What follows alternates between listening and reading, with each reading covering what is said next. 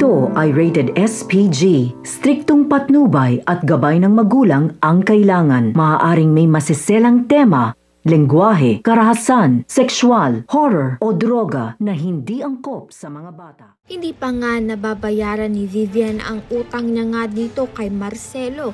Kaya naman nga nadagdagan pa ito ng itong ngang si James ay ipinaglalaban pa rin nga ang kasal niya nga dito kay Venice. Kaya naman nga itong si Vivian ay pinagsabihan nga itong si Venice na mag-ingat nga siya dahil kailangan niya pa nga ang yaman nga ng pamilya nga nito ni Francis upang makabayad nga siya dito kay Marcelo.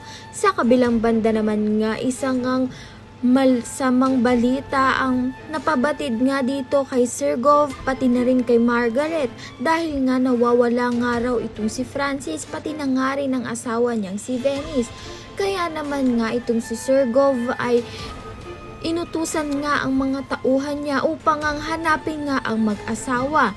Hindi nga nila ito mahanap-hanap dahil na nga rin ay na-stuck nga sila sa isang abandonadong bahay upang nga gamutin at pagalingin nga ni Tata itong si Francis.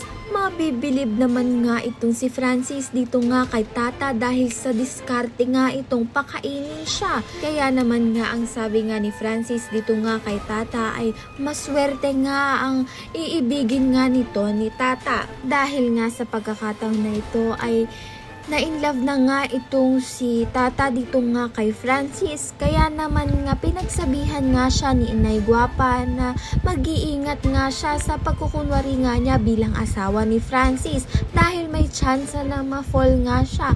At ayun nga nararamdaman nga nito ni Tata.